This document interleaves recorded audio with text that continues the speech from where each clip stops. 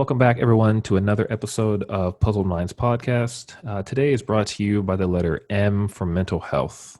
Today, we have Justin and Eddie, who are a psychiatry resident and a therapist, respectively, and they are the host of the Millennial Mental Health Channel podcast. So please give them a warm welcome.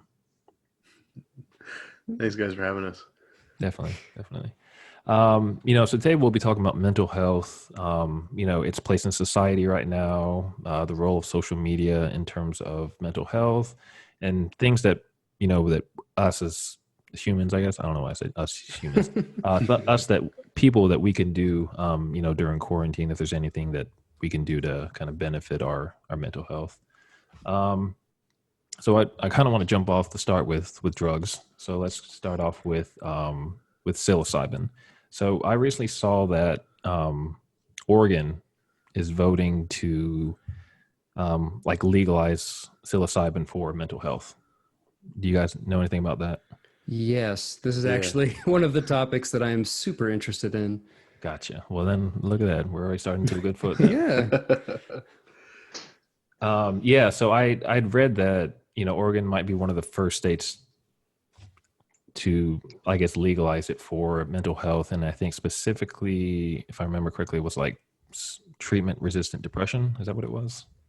Likely, yeah. Okay.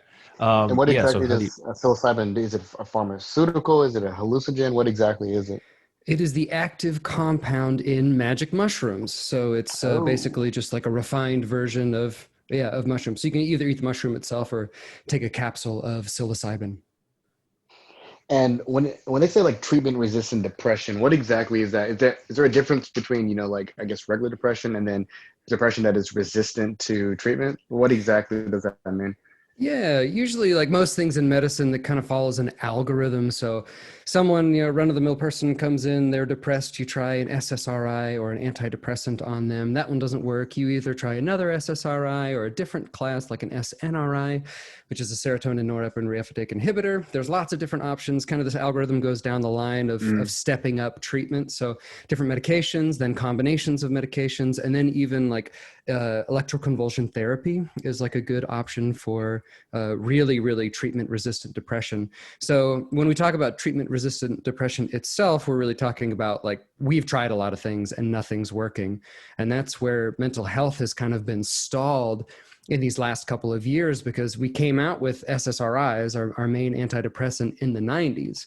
And since then, we haven't had any like big groundbreaking pharmacologic breakthrough in the world of mental health. So ketamine was a big one. Ketamine showed to be good for acute suicidality and treatment-resistant depression. And so we're kind of starving for a new treatment that could potentially accelerate us into a new era of mental health treatment. Wow. So is it because like I guess different kinds of depression are evolving? Like what you were talking about before we got on air was like with social media, where social media now seems to be almost manifesting depression in people that have been relatively healthy all their lives. Yeah, I think absolutely social media and just our lifestyles in general are contributing to poor mental health. Ed and I always harp on our show that there's 4 pillars of lifestyle changes that you can do to help your mental health. And that's eat well, that's exercise, that's managing stress, and getting good sleep. And it seems like in today's world, we're doing everything the exact opposite. No one really gets a lot of good exercise. Diets are terrible. The standard American diet is awful. People aren't getting enough sleep, and we're on our electronics all the time. So it's messing with our sleep patterns. It's messing with our brain's ability to heal itself while we sleep. And then a lot of the times we don't really have any good coping mechanisms for dealing with stress because we constantly have that security blanket of our phone, of social media. Whenever we need something, someone will validate us online. So yeah, our I think, entire, oh, go ahead, Justin. I was going to say, I think a big piece of it too is that when it comes to diagnosing depression, I think a lot more people now are like seeking services and trying to get help for what's going on. So a lot more people than we've seen in the past. I've read an article and I've referenced it a bunch on our show. I believe it's from the Wall Street Journal, and it's calling millennials the therapy generation. So I think a lot more people, a whole generation of people, and then the generation below us, Gen Z, are coming in and they're they feel like therapy is a normal thing, and like seeking help for mental health disorders is a normal thing. So a lot more people are seeking the services than we've ever seen before. So I think we're starting to see like, okay, now we need to try to see what else can be helpful for these people and what other tools do we have at our disposal for treatment. Yeah, I definitely want to get back on the social media aspect because I think that's one to unravel. But Mm-hmm. going back to like the psilocybin, do you guys think that you know, we had mentioned that it's used for the treatment of treatment resistant depression, and do you guys think that we're kind of looking at this backwards in terms of maybe we should start with this and then go the other way in terms of like using pharmaceuticals?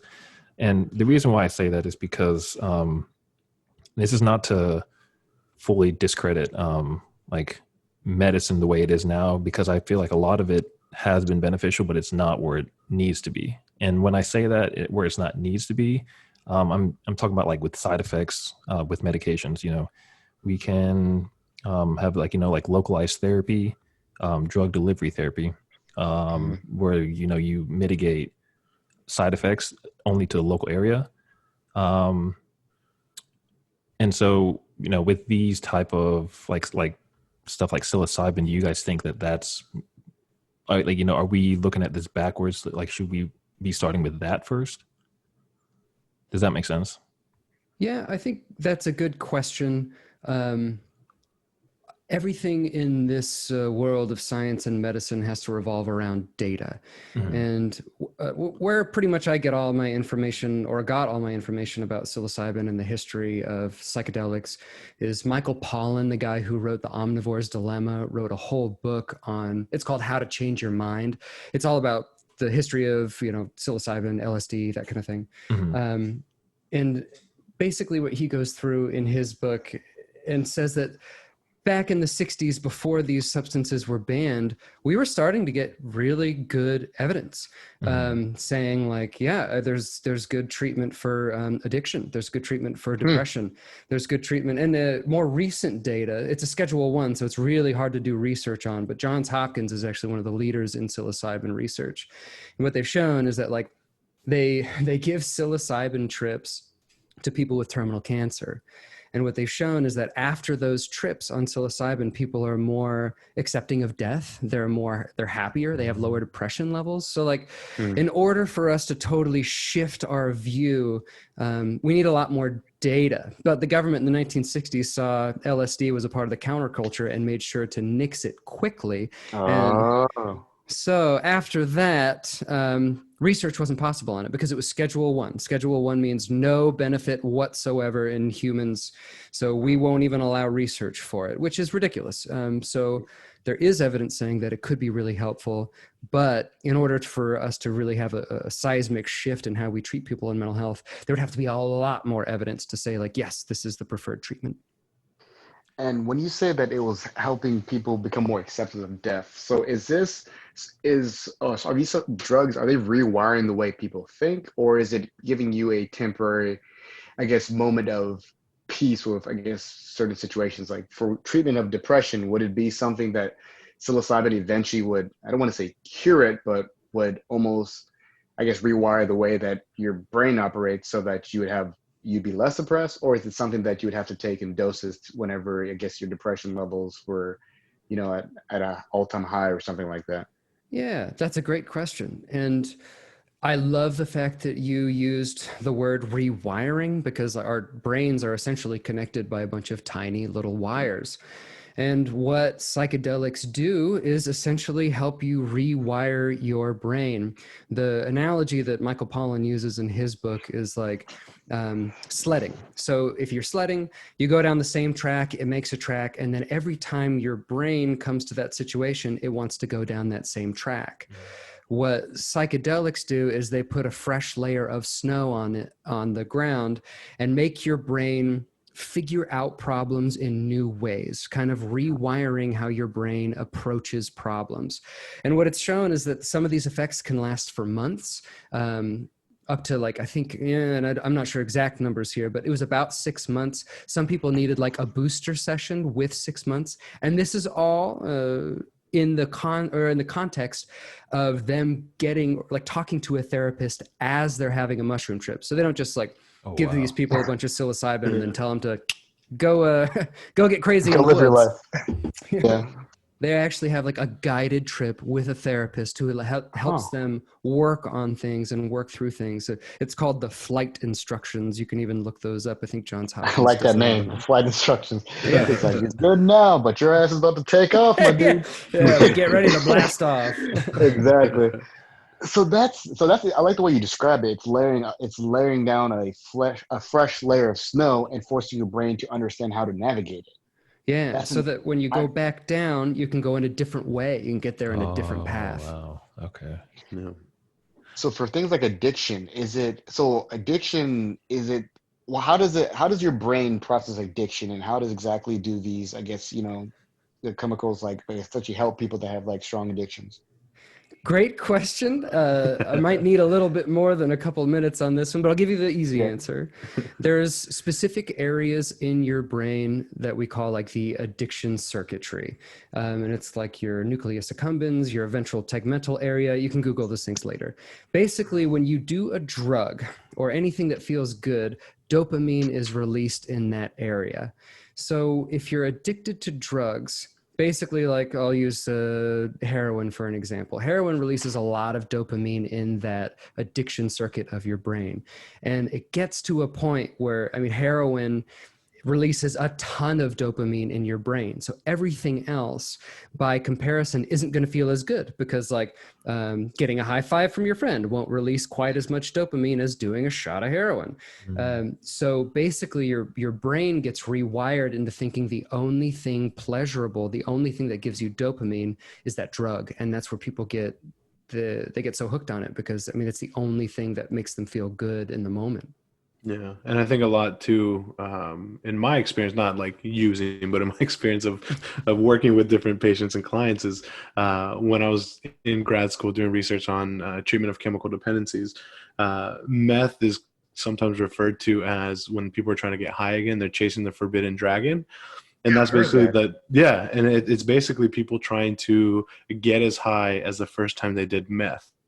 The issue with that, and I'm sure Justin can explain more of the scientific stuff, and that's where Justin is the best part of the show with the scientific stuff, Mm. is that once you've done meth once, you just never reach that peak anymore. You're not able to get there anymore. So that's why you see a lot of people who are struggling with meth addiction, with other substance use addictions, is that they're trying to get basically the same high that they got the first time, but it's just never going to happen. And you see people who will almost stop at nothing to get what they think will get them the money or whatever the needs to be able to get the Mhm. substances so they can get that very first high. Sheesh, yeah, that sounds intense. Yeah. I've So, seen two. I saw a documentary. I can't even remember what it was called, but now there's like I don't know if I'd call it like a epidemic, but there's like a vape culture is very popular with like culture. teenagers, like Yeah. Yeah. just kids, like puff bars. Mm. They're so easy to get, and you use them. They're very easy to hide, that kind of thing. But I was Mm. watching this documentary where this girl who these 16-year-old girls who were just hooked on vaping, and this one girl with straight up to the camera looked and was just like, yeah, that's why I get so excited when I wake up in the morning, because I've gone so long without getting that like nicotine rush that I know the Yeah. first one of the day is going to feel so good, but then I'm going to have to do it every hour, every 30 minutes kind of thing. Yeesh. I wonder if Yeah. there's a correlation, kind of going back to, depression rates in our generation. They seem to be a little bit higher. And I don't necessarily think it has everything to do with social media, but it also, we seem to be a generation of escapists. Like everything but working on ourselves tends to be what we go to, whether it's, substances or just things in general, rather than trying to just, I guess, pursue things like, let's say, like therapy or, like meditation and things like that, which can actually, from what I've read, can actually, help you rewire your brain, but just not in the way that people, I guess, want. And I wonder if that's why people gravitate towards, whether it's heroin or weed or alcohol, but it tends to be nowadays, that many people that are completely sober are almost becoming a minority. And it tends to be like even some of the, these, I guess you could say gurus that are quote unquote the happiest always tend to have a little chemically induced happiness.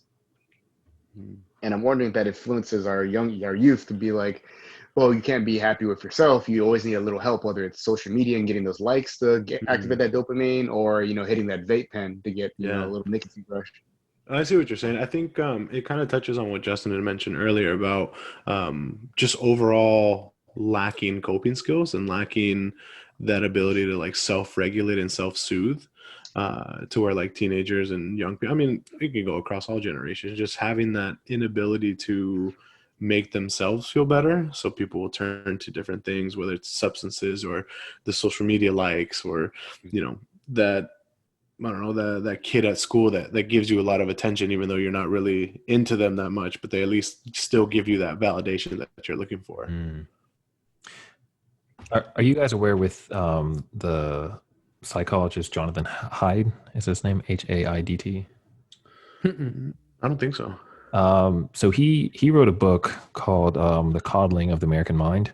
And he was just saying, like, since we're on the topic of social media, how Gen Z, I think, because they were born into the social media era, I think they're most affected with, the social media and the impact on mental health. Because if you look at there's like a timeline that he like lays out, and essentially Facebook was introduced into the world around 2006, and the iPhone was like the year after. And then so a few years later, around 2010, 2011, that's when, like, I think he said like half the people or half the teenagers have social media and have access to a phone. And when you extrapolate, I guess, like their age, not extrapolate, but, as they get older, around like 2012, I think, they took like a survey or something, and how female college girls who are then, they were Gen Z, have a higher rate of depression due to like social media. And I'm wondering if that, have you guys in practice seen, Gen Zers compared to the other type of age groups? Have you seen them having a higher rates of mental health issues? Yeah, absolutely. And the numbers actually back that up as well. We know that social media is particularly hard on young women and their developing brains. One of the things that the hard part is that we're kind of living in the middle of it right now. I'm always kind of wondering, I'm a big 60s fan, so to harken back to the 60s. And in the 60s, it's like everyone was smoking, and no one had any idea that it was so terrible for you. I think social media and phones are probably going to be the smoking of our generation, after terrible diets, of course, standard American diet. And so like we're going to learn, and in retrospect, we're going to look back and say like, oh my gosh, we're getting these kids addicted to their phones. Like if you look at that addiction pathway and that reward pathway, your phones pretty much light that up as well. And so kids are physically getting addicted to their phones.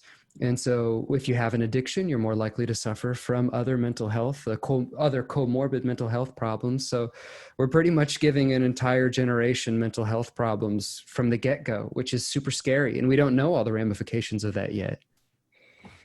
Yeah, it's very interesting that you say that girls are more affected by the social media impact on mental health, because I think a lot of it has to do with like the filters that we have. They kind of set like unrealistic expectations of like bigger lips, bigger eyes, or hiding any blemishes, so you have like perfect skin and stuff like that. And so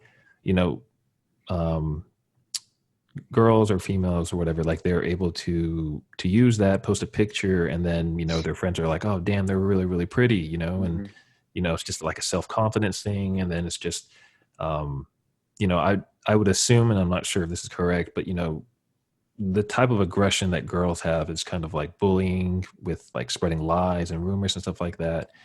With guys, is it more so just like a physical thing? Guys, when they bully, we don't really spread lies. We kind of just like make fun of other guys and punch them in the face and call it good. Yeah, call it a day. But it's very interesting that you mentioned that, like the girls are affected more, I guess. Yeah, and I think that's a big part of like a deeper psychological concept where in our society, women tend to base their value on the connections they make with other people more so than boys. Mm. And I think there's a lot of different reasons, and not everyone falls into that category too. So I want to make sure I'm not making any blanket statements, but women tend to value those relationships more. So in terms of social media, it's easy to make connections, but it's also, those connections are very fragile, and they're very prone to being let down, to having backlash, to trolls, things like that. So if they make a connection and they think it's strong, then that's what gives them value. That's what gives them a sense of worth. And then if that's ripped away or taken away in a violent way, that can be really devastating for their psyche. Mm. Yeah, and it seems like essentially these social media is teaching all of us that like what we come with, standard issue, born with, is not okay. That's what the filters represent, that there's something wrong with your face. You need to add this to it for you to post that. And I guess that's almost the addictive quality, because I think we're all guilty of it, where we all in some shape or form have compared ourselves due to something we've seen online, whether it's maybe you were having like a great day, but like you saw someone, it's like, oh man, that guy got in shape. And then you start looking at yourself, you're like, oh shit, man, I kind of got a little fat. You can be in perfect shape, but you're not as maybe jacked as that person. So now you start questioning yourself, and it can be like a downward spiral. And it seems like for women, it's only amplified times a million, where it's fitness influencers, or, the way, couples are, kind of curated online now, which is like a strange thing, where there's like almost like a relationship goals is like a term, and it sounds funny to say like, oh, relationship goals. It's like, but that term essentially implies like there's almost like a hierarchy in terms of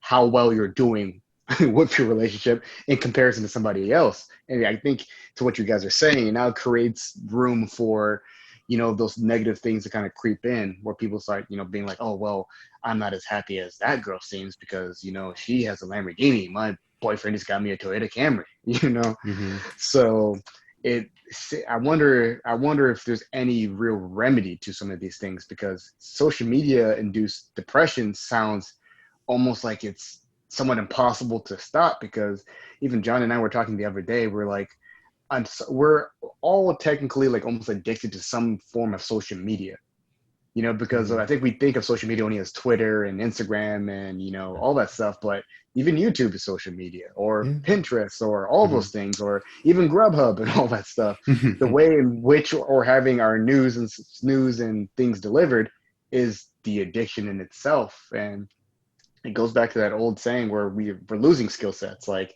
I remember I used to be able to read a map. I can tell you right now, I can't anymore, because that GPS fixed all my problems. I'm like, do I want to figure out how to get around and find where the Autobahn is in the middle of Germany, or am I just going to GPS this thing?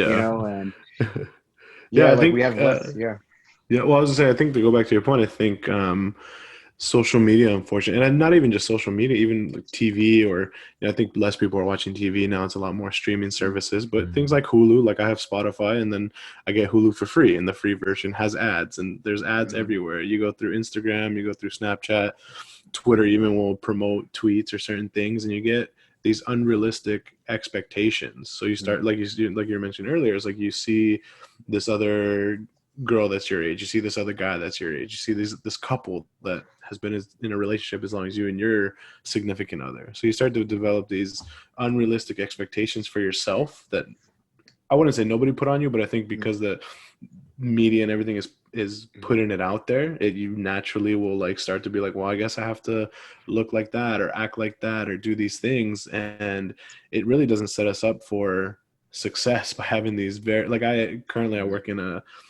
partial hospitalization and intensive outpatient eating disorder program. And we talked the other day in group where, what are some, sit back for a little bit and think, what are some ads, billboards, things that you're seeing that are like unrealistic, and what do you think the target message is for them?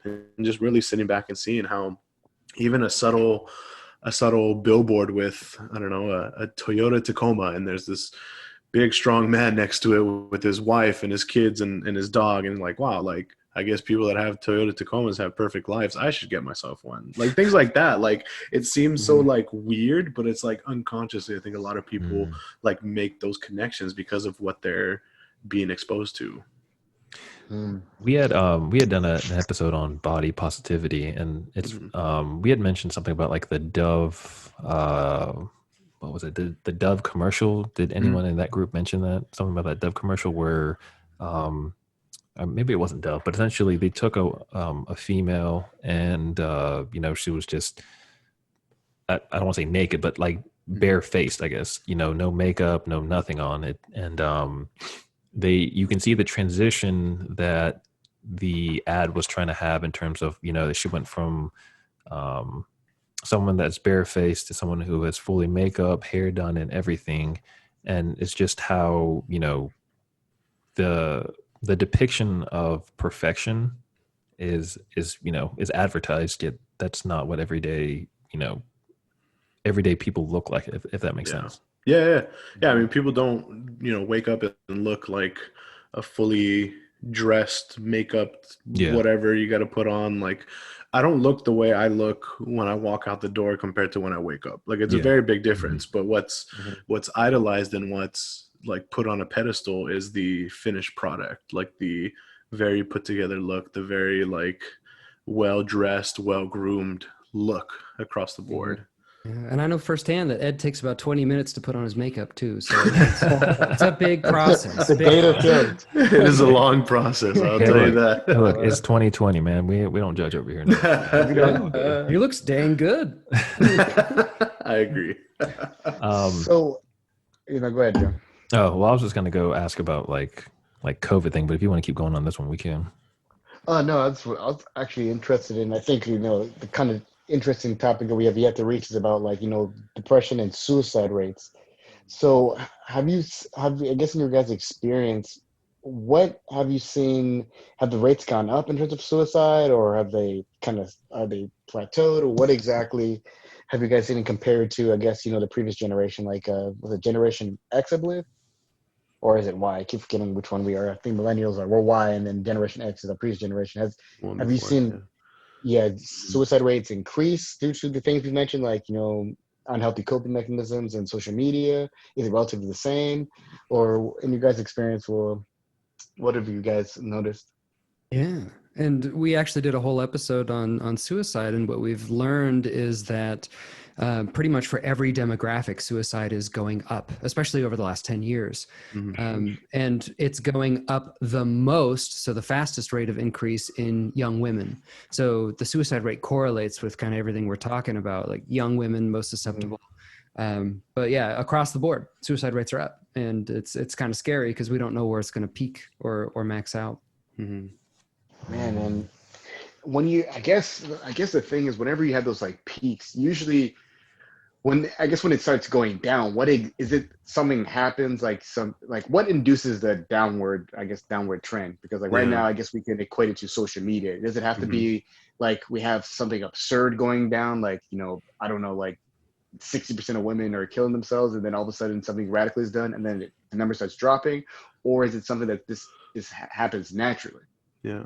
Well, I hope it doesn't get to 60% of a certain population is having that. But I think there's a lot of things, and I think we can go back and forth on what we think can help kind of bring the trajectory down. I mean, Justin and I mean, the big reason of our show is trying to normalize mental health disorders and just the talk of mental health in general. So I think that's a big piece to it. I think the availability of resources is another big thing. I've worked professionally, like outside of grad school.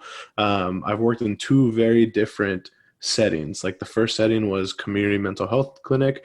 I'm not sure how familiar you guys are with that one, but I'm here in Oregon, and we primarily take the Oregon health plan, like the state given insurance. And that's, I think the model that we had, like the clinic that was like open to everyone, that we can at least get some type of service, whether it's, you come in with private insurance, we'll at least get you an assessment and we'll refer you to people in network, or whether it's someone that has the OHP, and then you can have, all the services you need. I think our model was really good. The unfortunate part was that I worked for a county that had like 100,000 people. I think that's not a lot of people compared to like, the whole country or like the whole state, or it's not a lot of resources for how many people there actually are. So I think the access to resources is a big thing. And now I work in a nonprofit hospital that like takes private insurance and also takes the OHP insurance, but you see the, big difference in the availability of resources. So I think those are definitely some big pieces to it on how we can,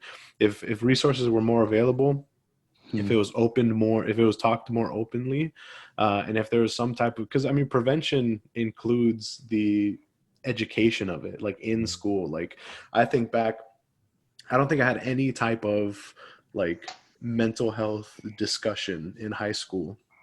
And Yeah, I I took think none of us psychology did. Yeah. So twice. either. Yeah. Exactly. Yeah. I took the psychology. Well, I took it once, and then I was a teacher's assistant the other time. But like, Mhm. other than that, if I want to take in that class, like, there's not much else as far as the education piece to it. And it seems like things like therapy are just kind of starting to become normalized. Like Mm-hmm. even therapy while things are going well, because I think typically you always Yes. associate therapy with people that have issues. But Yeah. like if you're doing well in life, even like happy stuff, it doesn't hurt to have a therapist so you can stay happy. Yeah. 100%. I think I had a therapist for a while. What was this, like fall 2018? And I think I finished that episode of care with her. I was meeting with her like weekly or bi-weekly till about like April or May. And like Hmm. she told me, she's like, this is your last session, but if you want to come back whenever, like just text me and I will get you scheduled. Like that kind of thing is like so important, because like by the end of it, like I wasn't even like, whatever issues I was working on were done and taken care of, but I was still going because it was just good to have a neutral party that can like have this treatment plan for me, or that can just listen to me and that can help me like work through certain things, so definitely like therapy, not just as when you hit your low point. The big thing I tell a lot of patients and clients is that seeing a therapist or having an episode of therapy is like, there's no punch card to it, if that makes sense. Like you don't like go in and then they punch your the number one box out and like, okay, well, you only have 2 more episodes of therapy like in your life. Like you can come back as much as you want, just like you would go see your primary care physician. You go see your PCP for a sore throat, like you can come back for a sore throat that same year. You don't have to feel like it's weird to go back. Yeah. And that's part of the normalizing piece. Yeah, and I think it hasn't always been that way. There used to be like a punch card system where for mental health, there was very limited services, but that was a part of the Affordable Care Act, and getting health equity across the board is that you couldn't discriminate for mental health stuff. And so you have to be able to provide as much mental health services as medical health services too. So that was a really good thing with the Affordable Care Act. Mm. So that's actually so how does that work with COVID? With access, you had mentioned access to mental health services is very limited, and then with the introduction of COVID, I assume that the resources are even more scarce now. I think about it and I almost feel inclined to say it's more available than before COVID started. And Oh and I wow. think the reason why is because a lot of therapists, licensed therapists, and even different programs have started to incorporate telehealth Hmm. and incorporate that into their regular practice. So that same therapist that I saw until like May 2019, I actually saw her recently for a session in like June, and I saw her telehealth. Like I didn't have to drive to go see her. And I think it almost made it like more readily or more accessible to Hmm. have it. But I mean, honestly, the numbers probably show different, and it might stay the same. It might be less, but it almost felt like it was more available because there is teletherapy. It was actually like increasing and becoming more popular before COVID started. And I think with COVID, it's been more of like, I can do this. Like this is something that's available for me. I'm already working from home. What's me taking an hour break, seeing my therapist, seeing a counselor, and then going back to work and not having to leave my home. Hmm. So I think, and even the program I was in, like our program is very much like needs to be in person, and we're doing it in person now. But when COVID first hit, like they tried to do a lot of it through teletherapy, and that made it kind of hard. So like some services aren't as easy to go virtual with, but some services, as far as like individual therapy, um, group meetings, that kind of thing, like they can go both ways, like in person and virtually. So what services aren't as easy to incorporate with telemedicine?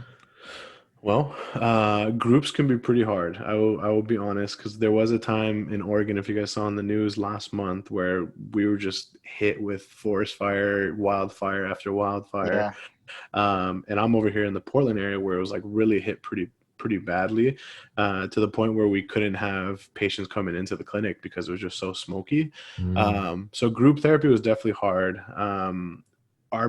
Again, it's with eating disorders, so we do a lot of meals in person, like with each other, to help normalize the eating patterns and help reduce the anxiety and stress from eating. So that was really hard because we'd have to eat on camera, and Oh, it wow. wasn't Yeah. the same thing, it wasn't that same kind of almost exposure therapy that we were getting in person in program. So definitely from my perspective, I would say groups could be pretty hard. Meetings were totally fine, like group meetings, that kind of thing, but like group therapy could be pretty hard, especially with curriculum. And like those meal groups for us were definitely hard for a little bit. hmm Do you have any experience, Justin, with like telemedicine and offering mental health services?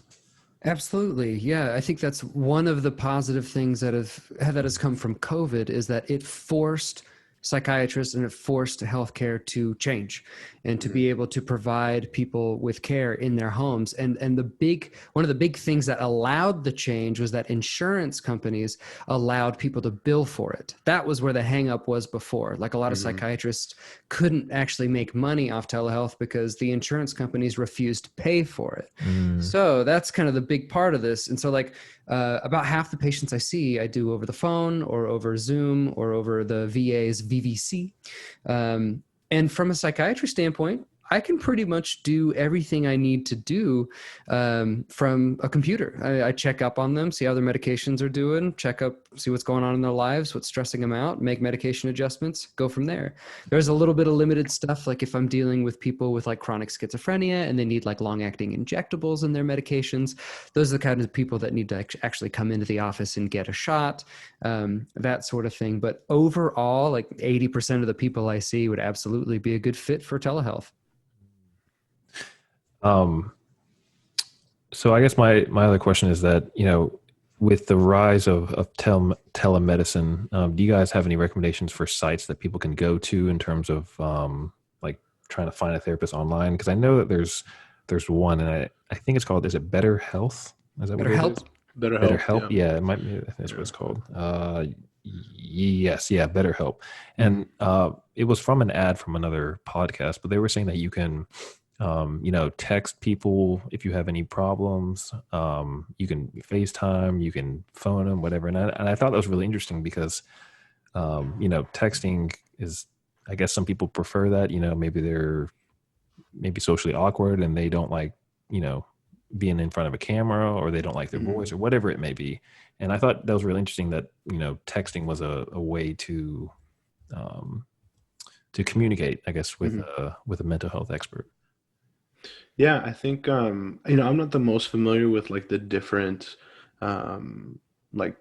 spaces for teletherapy or telehealth, but I will say that what I have seen now, like on like Psychology Today, that's a really good resource for trying to find a therapist that's in network in your area, that treats the kind of struggles you're having, that kind of thing. And I've seen a lot of them have like on their profile, they'll say that they do teletherapy or that they do over video call. So that's another good kind of resource. I think it really all just kind of depends on like the individual therapist. I think a lot of times with therapy, it really comes down to fit, so it's like, if you can find somebody through your insurance or through Psychology Today or through Talkspace or BetterHelp, and they fit with you, perfect. But it's, it really kind of, I think, comes down to that fit on not really which side is better. I mean, something like BetterHelp could be helpful like through texting. Some people enjoy support through that, but there's other ways that you can get through support through texting without having to, sign up for a service like that. Gotcha. Well, we want to thank you guys for coming on and talking about drugs like psilocybin and shit like that. That was definitely a great way to start the conversation. Yeah. Thank you guys so much. It was really informative. Yeah. In the beginning, we had mentioned that you guys have a podcast. So if you guys want to tell the listeners about, what it is, what it's called, and where they can find you. Yeah. Justin, you want me, you? How do you want to? You're the businessman of this partnership, so you go ahead and take it, Ed. So, yeah, we are the co-host of Millennial Mental Health Channel.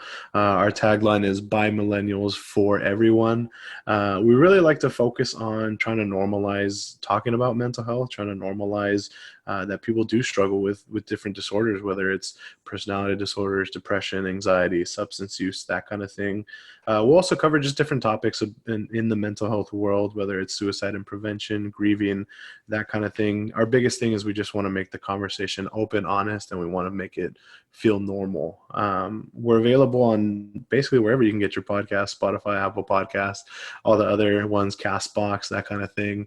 And we do have social media. We have Twitter and Instagram. Both of them are at Millennial MHC.